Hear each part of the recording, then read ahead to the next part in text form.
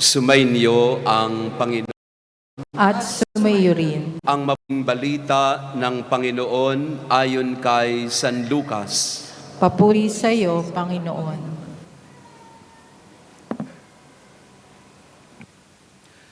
Noong mga araw na iyon, umahon si Jesus sa isang burol at magdamag doong nanalangin.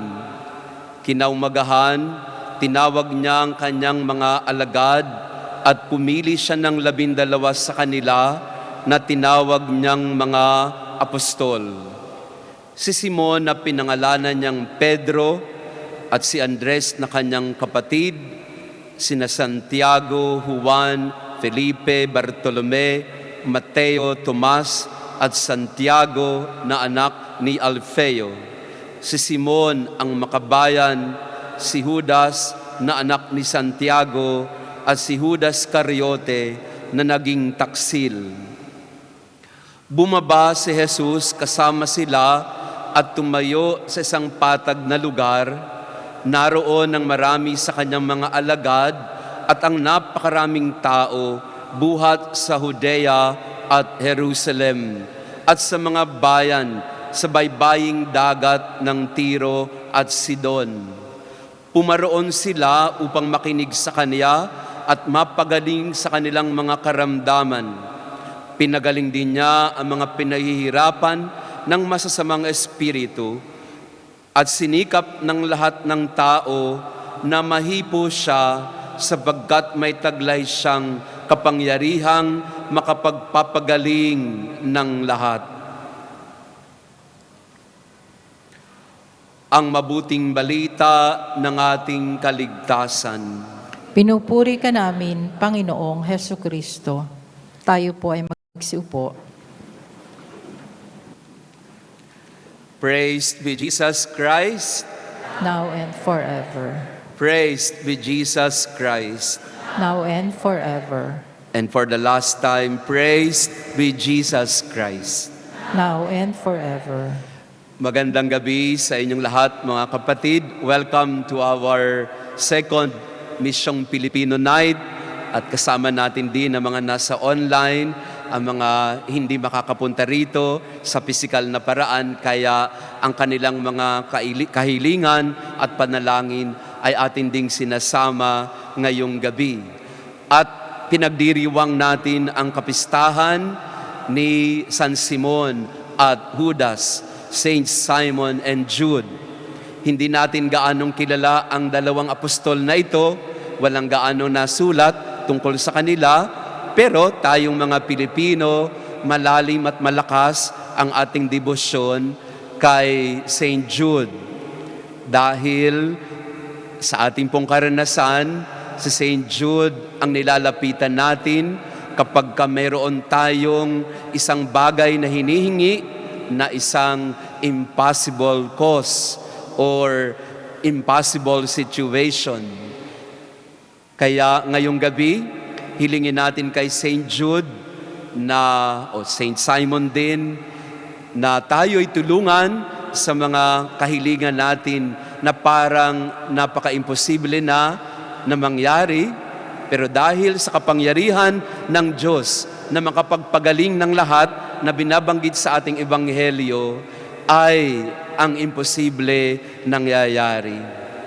Pakisabi nga sa katabi natin, walang imposible sa Diyos. Nothing is impossible for God, at ang ating debosyon kay Saint Jude ay patunay na walang imposible. Sa dulo ng ebanghelyong narinig natin, sinikap ng lahat ng tao na lumapit kay Jesus, hipuin siya sapagat nararamdaman nila na taglay niya ang kapangyarihang makapagpagaling sa lahat. Lahat ng mga tao lumalapit kay Jesus kasi nararamdaman nila na mula kay Jesus ay ang kapangyarihang makapagpagaling. Pakisabi sa katabi natin, gagaling ka. Pagagalingin ka ng Panginoon. Siya higit na makapangyarihan. Ngayong gabi, yun ang tema na ating pagsusumikapang pagnilayan. Ang kagalingan, ang paghilom, sa mga sugat, lalo tigit ng ating mga pamilya. Bago natin pag-usapan ang pag-asa, kailangang harapin muna natin ang katotohanan ng buhay na madalas sa hindi may sugat at sakit o pasakit na tayo ay may dinadala't pinagdadaanan. Kaya mahalaga yung paghilom. Mahalaga yung pagpapagaling. Pakitanong nga ang katabi natin, anong sugat o karamdaman ang daladala mo ngayon? Pwede po bang pakicheck ang ating mga kasama? Sino po rito ang heartbroken, kababasted lang o kabibreak lang? O kaya may karamdamang pisikal o kaya sa ating puso't kalooban. Lahat ho tayo ay may sugat na dinadala sa buhay. Bawat tao, walang sinisino, matanda man o bata. Sabi po sa psikolohiya, lahat ho tayo ay may isang laban. Sa bawat yugto ng ating buhay, may isang laban tayong kailangang harapin. At every season or stage of your life, you are to face a battle in your life na pinag-usapan natin kagabi, na gusto nating palalimin ngayon. May I ask po sa ating lahat dito ngayon, sino po rito ang 20 years old and below? 20 pababa. Pwedeng, or rather, wag 20. 19 pala, para doon muna tayo sa mga teenager. Pwedeng tumayo ang mga 19 years old pababa hanggang bata. 0 to 19. Pwedeng tumayo ang mga batang nandito, 0 to 19 years old. Hindi nila ako naintindihan, so I have to speak in English. May I ask all the young people, age 19 years old and below, to please stand. Ayan, nagkaintindihan na kami, no? So, ayan, sila ang mukha ng mga bata at kabataan. Ayan. Pakitingnan nga sa paligid natin ang mukha ng mga bata. Ayan. Di ba pag bata ay malakas pa ang katawan. Ang mga kutis nila ay talagang sariwang-sariwa pa. Ayan. So, salamat mga bata. You may take your seat. Sino naman po rito ang 20 to 40 years old? Taas at tayo. Sino po rito ang 20 to 40 years old? Yan na. Sila naman po ang mga tita at tito natin. Tingnan nyo po, unti-unti na nagbabago ang itsura. Yung mga 19, yan. Take your seat, mga 20 and 40. Sino naman po rito ang 41 hanggang 60? Tayo po kayo. Ayan na. Nagbabago na ang itsura. Yung makinis na balat, ayan na. Tayo, upo na po, 41 to 60. Sino naman po ang nandito na 61 to 80 and above? 80 lang. 61 to 80. Yan. Pansinin po ninyo ang kanyang mga buhok, kanilang mga buhok. Pansinin ang kanilang mga balat. Yan po ang itsura ng senior citizen. Yan. Upo na po kayo. Sino po rito ang 81 and above? Meron tayo mga 81 plus. Ayan. Ang buhay daw, meron. Ayun. Ayan. Salamat po mga lola, mga nanay, lolo. Sabi po sa psikolohiya, meron daw pong, parang ang buhay ay isang basketball game. May 4 quarters. The first quarter is the 0 to 20 or 19 years old. That's the first quarter of your life. The second quarter would be your 20 or 21 to 40 years old. And then halftime. You go midlife. And then you go to the third quarter, you would be 41 to 60 years old. And then the last quarter of your life, you will enter into the fourth quarter of your life. So on average, the lifespan of a human being would be around 80 years old, something like that. My first quarter, 0 to 20. Second quarter, 21 to 40. Third quarter, 41 to 60. And then fourth quarter, 61 to 80. Pag plus 80 plus na, ang tawag sa basketball doon ay overtime. Pag 90 years old na, ang tawag doon ay double overtime. At ang buhay ng tao, sa bawat stage o quarter, meron tayong kailangang pagdaanan. Merong sugat na susubok sa atin. Sa unang buhay, lalo na sa mga bata, teenagers, children, they have to deal with the pain of seeking and clarifying their identity. Their basic existential question would be, who am I? Sino ako? In the second quarter of your life, you will have to deal with your quarter life crisis, and they call it the crisis of stability. If in the first quarter, you try to ask yourself, who am I? Sino ako? In the second quarter, you begin to ask, where am I supposed to be? Who am I supposed to be with? You will seek for stability in your life. And then you go through your midlife. And you enter into the third quarter, and you'll have to deal with the question of generativity. You are now having your career, your work and family, and the basic question that you have to face is that, what am I to give? Or am I fruitful in what I do? And in the last quarter of your life, you will have to ask the question, a very different question, because now you are preparing for your departure, and you ask yourself, what am I leaving behind? Anong iiwanan ko? In the first quarter, sino ako? In the second quarter, saan ako? In the third quarter, anong ibibigay ko? In the fourth quarter, anong iiwan ko? Kaya sa ating buhay, madalas sa hindi tayo nagkakaintindihan.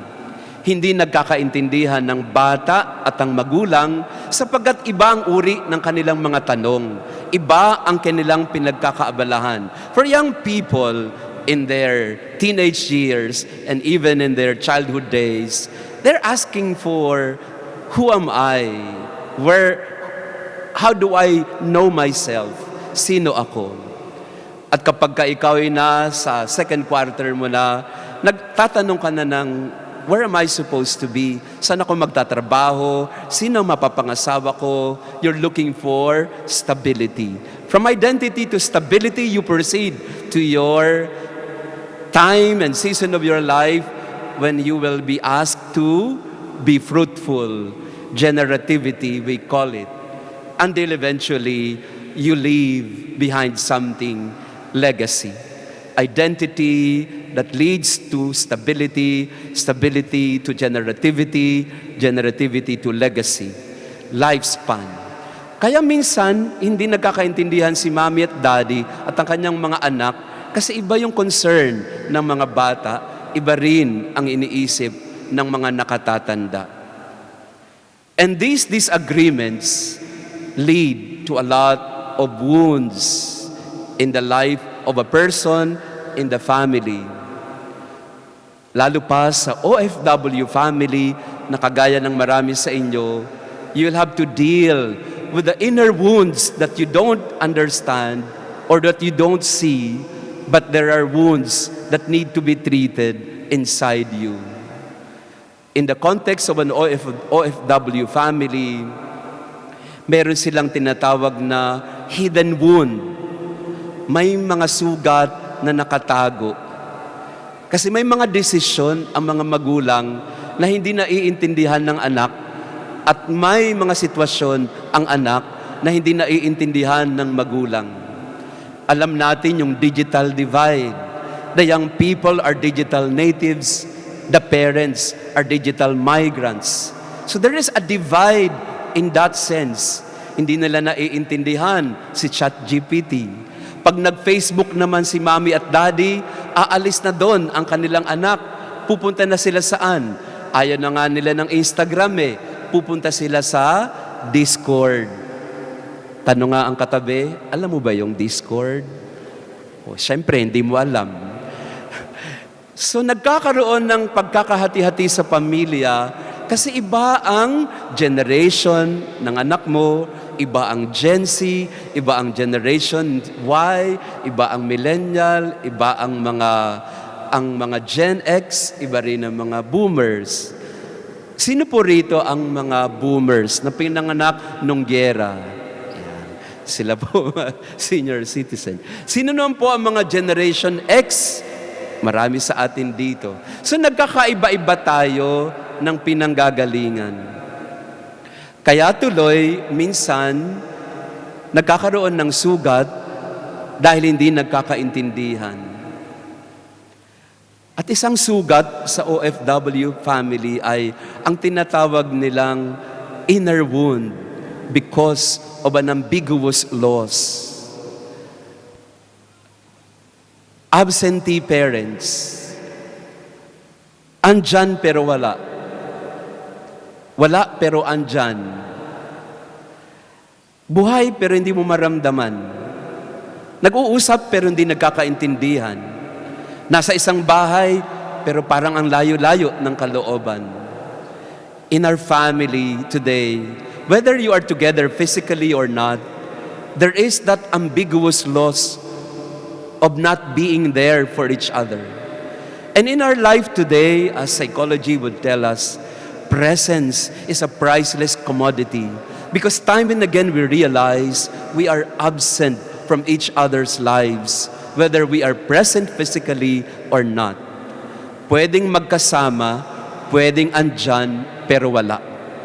Pero pwedeng wala, pero andyan din naman. Tanungin mo nga ang katabi mo, asan ka ba? Hindi kita maramdaman. Andyan pero wala. At dahil doon, because of this ambiguous loss that we feel, we don't understand each other. Si daddy at mommy, busy sa trabaho. Si bunso, busy sa eskwela. Si kuya, busy sa university. Ang mga tito at tita, wala din pakialam. And so we experience that deep loss and longing inside us.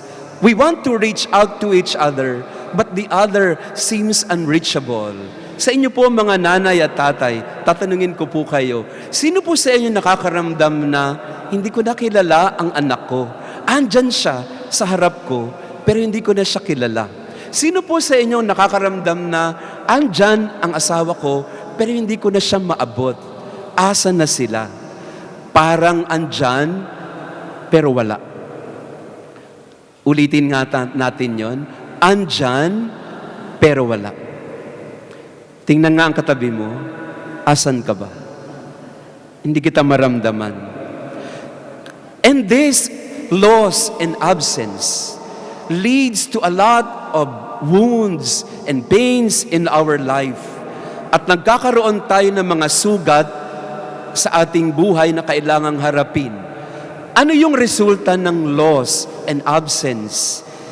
Separation and ambiguous loss, emotional gaps, and a lot of times, the culture of silence.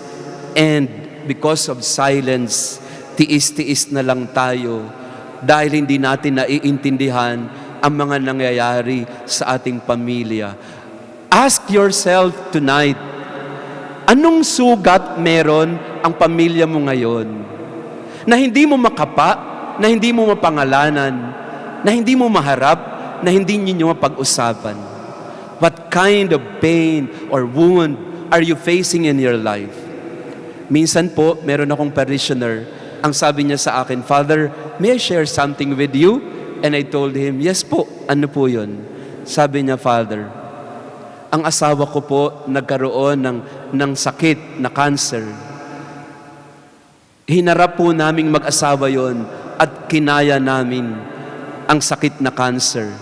Napagtagumpayan niya, lahat ng therapy, dinaanan niya. Si Raquel, I remember still in our prayer tonight. Sabi sa akin nung parishioner ko, "Father, alam mo, mas madali ho pala na harapin ang cancer kaysa sa depression. Kasi ngayon po, yung asawa ko, in remission, pero may depression. Dati-rati, alam namin gamutin. Dinadala ko lang sa ospital, alam na ni Doc kung anong gagawin. Pero ngayon, as she goes through her depression, I don't know what to do. Dinadala ko sa psychologist, psychiatrist, therapist, pero wala ding nangyayari. Kaya minsan, sabi niya sa akin, kasalanan po ba, Father, nasabihin kay Lord na, Lord, sana cancer na lang ulit kasi hindi ko kaya ang severe depression. Yung cancer may treatment, yung depression di mo alam. Maraming beses sa buhay natin, hindi natin makapa kung nasaan ang sugat, hindi natin maintindihan kung anong nangyayari sa ating sarili at sa ating pamilya. We deal with the first issue in our life, ambiguous loss, separation, and absence. Madalas ang layo ng loob at ang layo o distansya ay nagdudulot ng lungkot na mahirap ipaliwanag. Andyan pero wala. Hindi malinaw kung paano maghihilom dahil hindi mo alam kung saan at papaano didiinan ang sugat at kung papaano sisimulan ang pagpapagaling at gamutan. Madaling gamutin ang sakit na naiintindihan. Pero kung ang sugat ay hindi mo mapangalanan, hindi mo alam kung saan magsisimula. So question at this time, kapatid, where is your family? What is the inner wound that you have to deal with yourself and with your loved ones? And are you able to name it or label it or identify it? Or are you at a loss and confused because you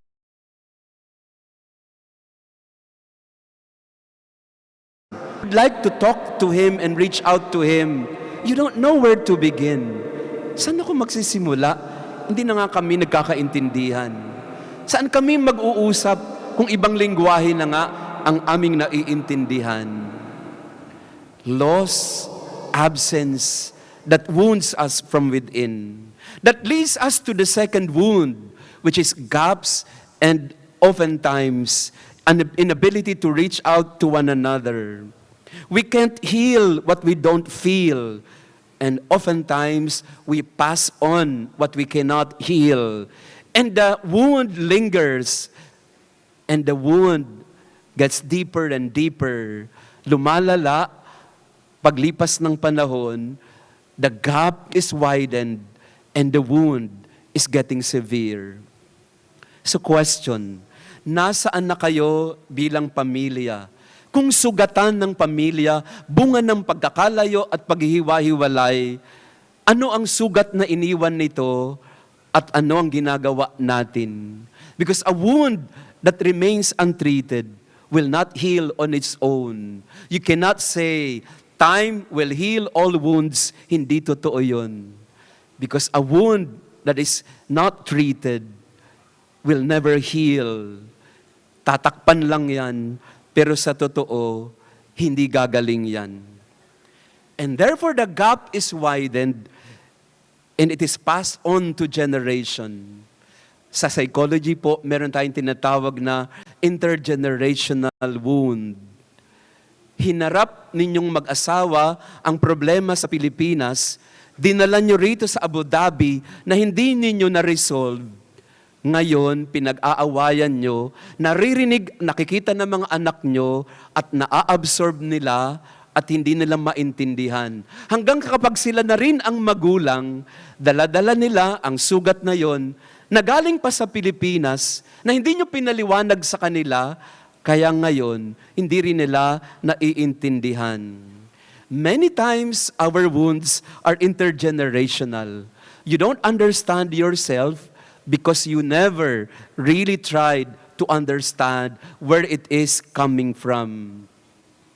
Connection, not correction, heals generations. We have to be in touch with our past, with our roots, with our family. Otherwise, we will not understand ourselves. Dear children and young people, sometimes you have to face the situation. You look like Filipino, but you don't feel like one. Ang mga magulang mo, they look like coming from the Philippines, but you feel that you are an Arab or an Emirati or an American or a Canadian.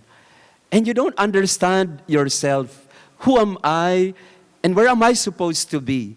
Pilipino ba ako o taga Abu Dhabi? San ba talaga ako? And sometimes these confusion or these doubts strike a wound in us that in a way weakens our understanding of ourselves. And this wound is passed on from generation to generation. Bigyan ko po kayo ng halimbawa. Kapag ka ang mag-asawa, yung awayan nila sa Pilipinas, dinala nila dito sa Abu Dhabi. At ano yung pinag-awayan nila sa Pilipinas? Ang issue ng trabaho. Dahil sa Pilipinas, nagtatalo na silang dalawa. Ang sabi ni Mister, ayokong pumunta dyan. Ang sabi ni Mrs., hindi, ito lang ang option natin. Kailangan nating pumunta. E di napilitan si isa. Napilitan yung Mister, nasunod yung asawa. Hanggang dito sa Abu Dhabi, dala-dala nila yon. Araw-araw, pinag-aawayan nila yon. Pagka may problema, sisihan, sumbatan, sasabihin ni Mister, sabi ko na sa iyo ba't kasi pupunta-punta pa tayo dito At sasabihin ni Mrs. sa asawa niya, andito na tayo, ito yung katotohanan ng buhay natin. Pag-aawayan pa rin ba natin yan? At habang sila'y nag-aaway at nagbabangayan, yung mga anak nila, hindi naiintindihan ang pinag-aawayan ng magulang nila. Kasi para sa kanila, habang lumalaki, andito na tayo Bakit yung problema nyo doon, dala-dala nyo rito hanggang ngayon?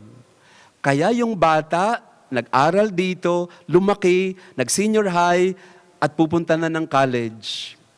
At sa balita ko, maraming kwentong narinig ko, marami sa inyo na mga bata, hindi mananatili dito except for some. And some young people will have to be uprooted from their family and they will go back to the Philippines. And the cycle continues. Why? Kasi ang bata babalik ng Pilipinas at sasabihin niya sa kanyang mga magulang, why are you sending me there? I was raised here. I was born here. I studied here. My friends are here. Why are you sending me back to a home I had considered not my own? At nandun ulit ang cycle of looking for home. And that wound stays in the family and the gap is widened and the rift gets severe and the family remains silent about it. Dahil hindi tayo sanay na pag-usapan ng problema, sanay tayo sa culture of silence. Ang tawag natin doon, tiis na lang.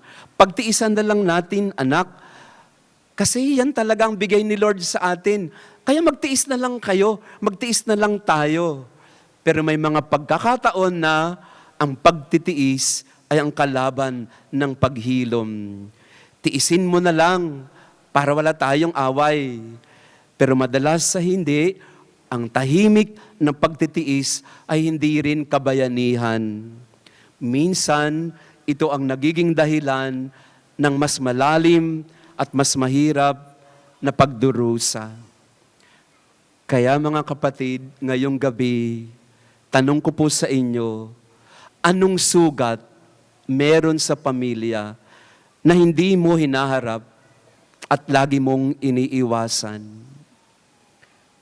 Kailan mo siya haharapin? Kailan mo siya tatanggapin? Kung tiis-tiis na lang, o kung quiet-quiet na lang, when will we face it squarely? Kaya dapat harapin, huwag iwasan. Pakisabi sa katabi natin, harapin, huwag iwasan. Ang mga sugat ng pamilya, ng sarili, yung problema sa Pilipinas, huwag nyo nang dalhin dito. Kasi pag nandito pa rin, ang problema sa pinanggalingan, kawawa ang mga bata, hindi nila maiintindihan yan. Ang paglikas ay dapat pagsisimula din. Hindi para kalimutan ang nakaraan, kung hindi para maging panibagong yugto ng ating paglalakbay. Anong mga bagay na dapat nating harapin bilang pamilya? Dapat nating harapin ang tatlong mahalagang issue ng pamilya. Una, emotional disconnection. Dahil hindi natin hinaharap, lumalayo ang loob sa isa't isa. At dahil lumalayo ang loob, minsan nalilito tayo. Sino nga ba tayo? Ano nga ba ako sa'yo? Anak mo pa ba ako? Asawa mo pa ba ako? Magulang pa ba ako sa inyo? Sino na ako para sa inyo? Kaya magandang tanungin din, sino ba kayo sa isa't isa? Sino ba yung parent? Sino ba yung anak? Ano bang mga papel natin sa pamilya? At pangatlo, hinarap na ba natin ang mga lungkot at pagkabalisa? Hinarap na ba natin ang ating mga tanong sa buhay na hindi natin maipaliwanag? A lot of times, the problem in the family is emotional disconnection. Gusto mong bumawi, pero parang huli na, lumayo na siya, malabo na.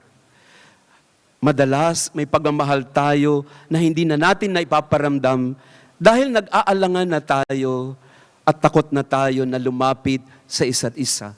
Sino po sa atin dito ngayong gabi na takot ka na sa anak mo kasi baka di niya maintindihan ang sasabihin mo? O takot ka na sa asawa mo kasi baka pag-awayan nyo lang, lalala pa, wag na lang. When that emotional disconnect becomes severe and the gap a lot of times is widened by the day, baka hindi na natin mahabol yan. Baka tuluyan ng kumawala yan.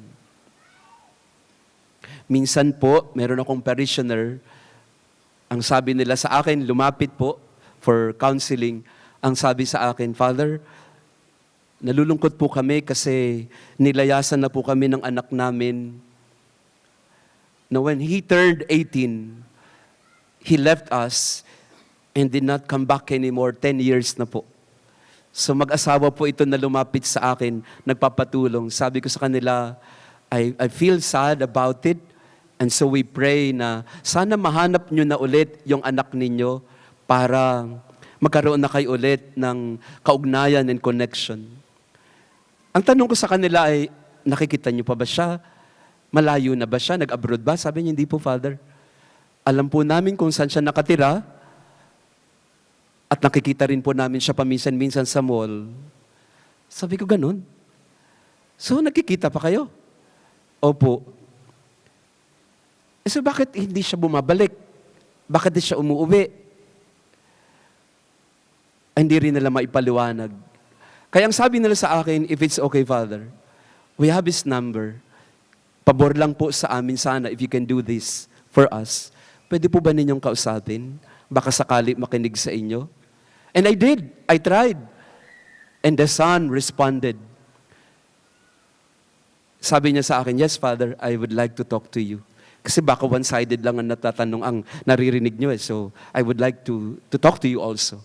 So one time, hindi alam ng mga magulang, nag-usap po kami ng kanilang anak na 10 taon na hindi umuuwi. In our conversation, pinaliwanag niya sa akin ng lahat. At the end of our session, I told the son, I agree with you. do not go back anymore. Noong naintindihan ko yung buong kwento, hindi sa pumapanig ako sa anak na lumayas, pero nung pinaliwanag niya ang sitwasyon, doon ko naintindihan na magulang niya ang mali at mas yung bata ang nakakaunawa. Balik ako ngayon doon sa sa mag-asawa, sa mga magulang. I tried to explain to them the side of their son. And true enough, kahit ako na yung nagpapaliwanag, hindi nila naiintindihan yung anak nila. And I said to the son, I will help you in as much as I can, but do not give up. I understand what you're going through. And so for you to know, dahil hindi nyo naman din kilala at hindi naman specific ang case na ito,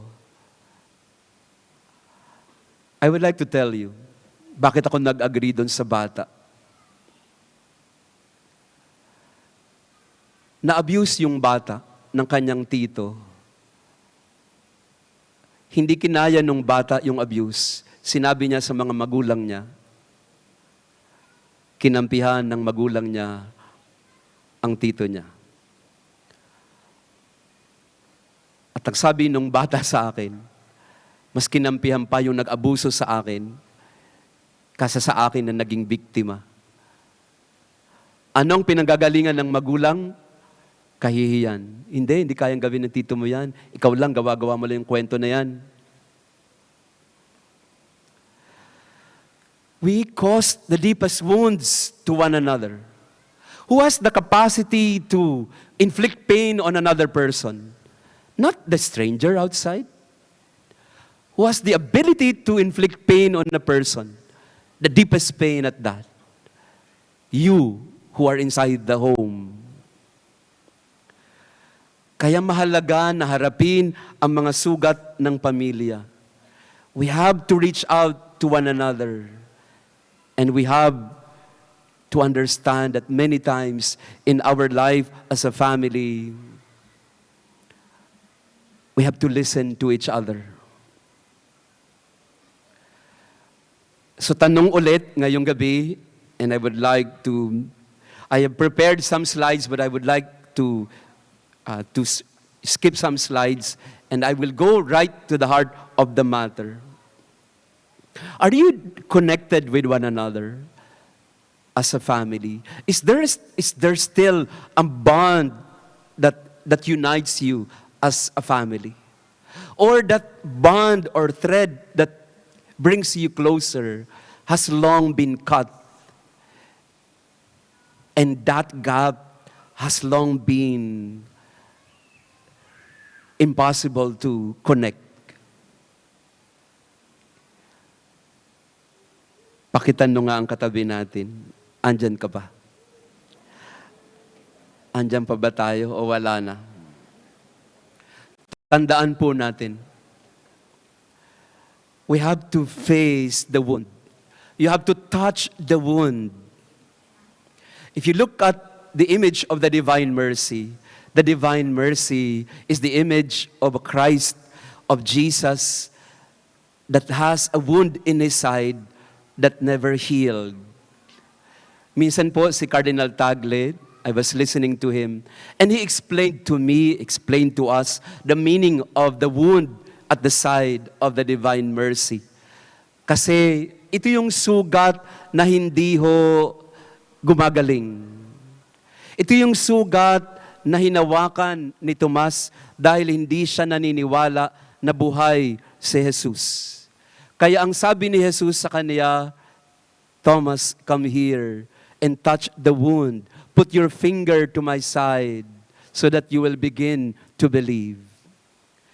If you want healing for your family, you have to touch the wound. Not because you are masochist who like to be hurt, but because the wound oftentimes is a door to healing. Ang sugat ho, pwedeng masakit, pero pwede din siyang pintuan para gumaling.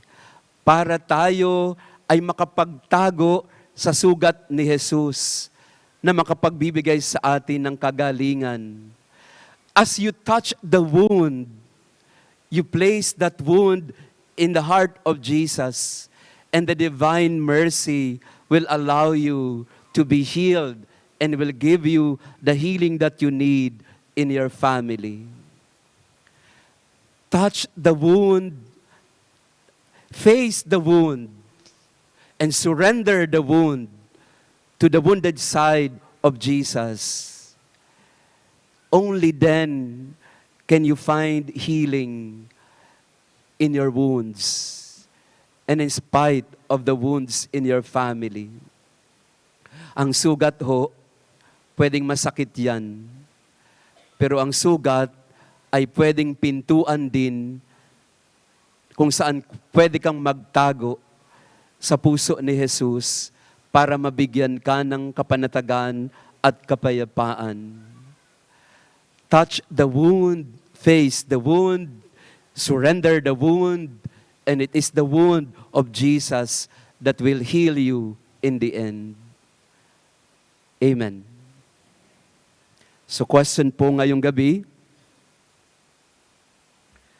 kaya mo na bang tingnan ang sugat ng iyong pamilya? Kaya mo na bang tingnan ang sugat ng iyong puso? Kaya mo na bang tingnan ang masasakit na bahagi ng iyong buhay, ng iyong paglalakbay?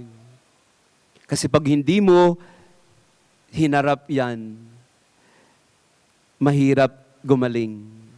Sabi po ng isang psychologist, ang pangalan niya ay James Hillman, a symptom suffers most when it doesn't know where it belongs. A symptom suffers most when it doesn't know where it belongs. In other words, kung hindi mo mapangalanan at maharap ang sugat ng iyong buhay at pamilya at paglalakbay, hindi mo alam kung saan magsisimula, hindi mo alam kung paano gagamutin. Sa mga doktor na nandito, alam na alam nyo yan. If you misdiagnose a patient because you did not read the symptoms well, you will be giving the wrong treatment. Same thing with our lives. We have to face it squarely, identify it honestly, so that we know where to begin. So kayong mag-asawa na hindi nagpapansinan, na tinatago na lang sa katahimikan ang pinagdadaanan ng pamilya, palagay nyo ba masusolusyonan yan? O gagaling yan? O kailangan na natin siyang pag-usapan? Pwede po bang pakikuha ang inyong papel? Pwede po bang pakisagot ang tanong na ito as we end our reflection tonight? Talking about wounds. Ano ang matagal mo nang dinadala, sugat man yan, o hirap, na hindi mo masabi sa kanila?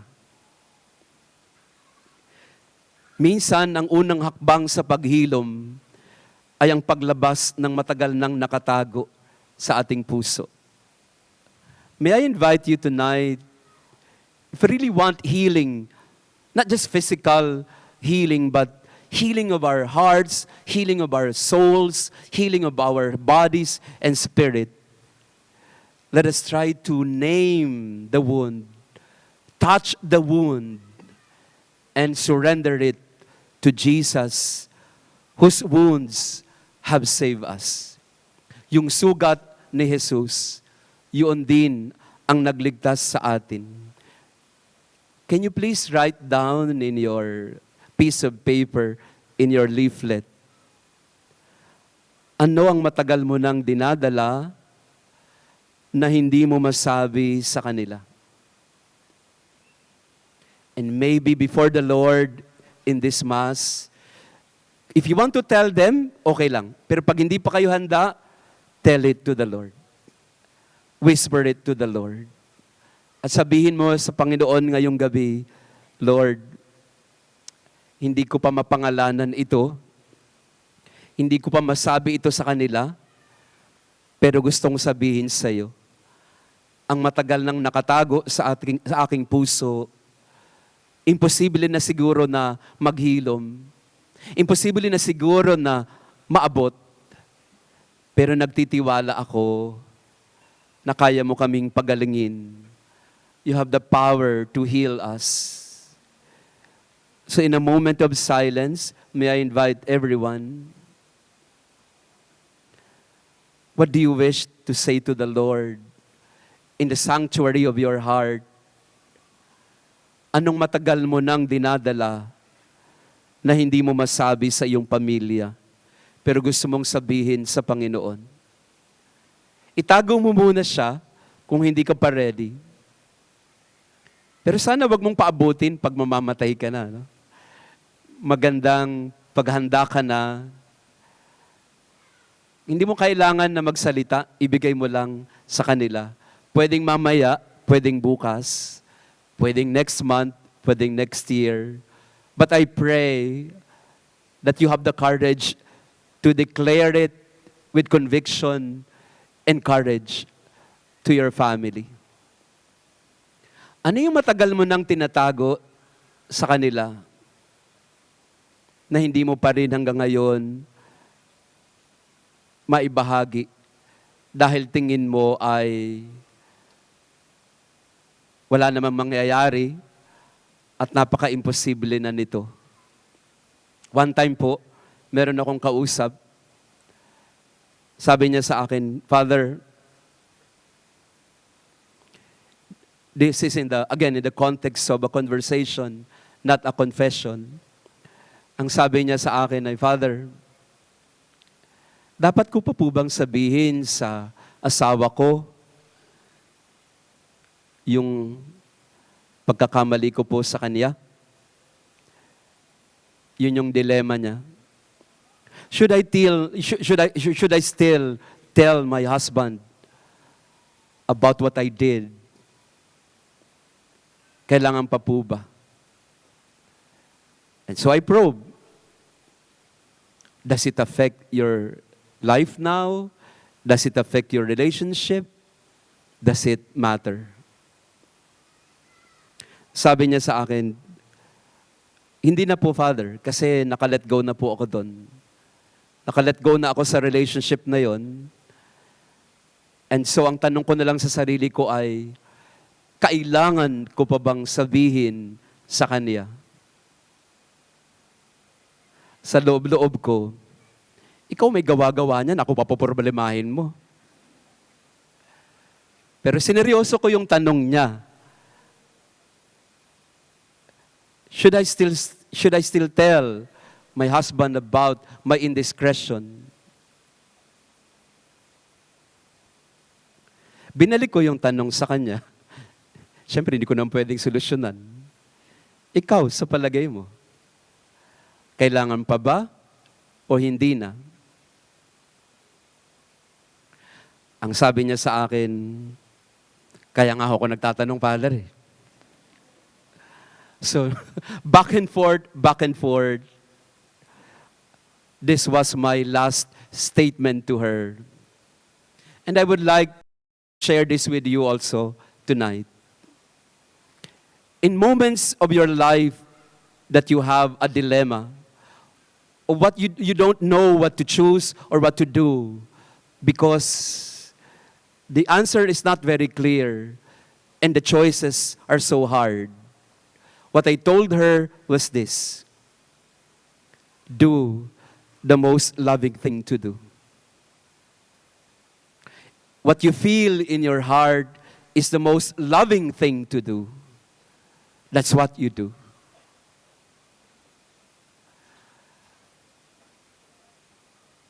Tinanong niya ako ulit, Father, ano ba yung most loving thing to do? And then I told her, the most loving thing to do is what will be for the greatest good of the one you love. So ask yourself, what is the greatest good for the one you love? That is the most loving thing to do. And who can answer that? Not me, not anyone. Ikaw lang. Kasi ikaw ang nagmamahal eh. At kung ikaw ang nagmamahal, pipiliin mo ang pag-ibig. At ano ang pag-ibig? Pipiliin mo ang pinakamabuti para sa mahal mo. So you ask yourself tonight, what is the most loving thing to do given the situation that we have in our family? What is the most loving thing to do in order for us to freely face the dilemmas in our life as a family? So ngayong gabi, tanungin mo sarili mo, ito bang pinakatatago-tago ng puso ko? Pag sinabi ko sa Kanya, ito ba ang pinakamagandang gagawin ko dahil sa pagmamahal? Is this the most loving thing to do for the greater good of our family? Then do it. So in our life, brothers and sisters, you want healing? There's only one that can heal us. Love is the only thing that can heal us in the end. Kung gusto mo na magkaroon ng kagalingan sa mga sugat ng iyong puso at ng iyong pamilya, babalik at babalik tayo sa pag-ibig lamang ang makapagbibigay ng paghilom sa ating buhay. And I love what Saint Maximilian Kolbe said about it. Hate destroys, only love creates. Only love creates. Tanging ang pag-ibig ang magbubuo, ang maghihilom, ang magpapagaling. Kapag wala ang pag-ibig, kahit anong sagana ng buhay, mananatiling sugatan. Kapag walang pag-ibig, kahit anong rangya at tanyag o tagumpay na ating nakuha at nakamtan, without that love, then everything becomes senseless and nothing. Sabi ni San Pablo, you may have everything in the world, but if you don't have love, you have nothing. So tonight, we ask ourselves, what is the most loving thing to do in my life today? In relation to my husband or to my wife, how can I be a loving person to him, a loving person to her? With regard to my relationship with my children, how can I be a loving parent to them? If I am a child, how can I be a loving child or son or daughter to my parents? And every day, I make a commitment that I will be love and I will only share love. And that love can heal. And only love can create. Sa ating misa at pagpapatuloy ng ating ikalawang gabi ng Misyong Pilipino, pakisabi nga sa katabi mo, I love you. I love you po. Ang haba-haba ng sinabi ni Father, babalik lang pala tayo sa I love you. Kapag ready na po kayo, yung mga sinulat po ninyo, if you think that it is the most loving thing to do, to share it with your family, do it tonight. Let that be your assignment. If you think and you feel that that is the most loving thing to do for your family, then share it with them. Because the more that we are able to be transparent and honest with each other, then our family bond and the gap will be healed. magkakaroon ng paghilom kung mayroong kabukasan at kung mayroong kahandaan na harapin ang mga sugat ng ating buhay. I pray for you. Let us pray for one another that all our wounds in our lives may be healed by the love of God in Jesus that He has shared with us on the cross, and in His wounded side. May we all be healed by the love of the cross.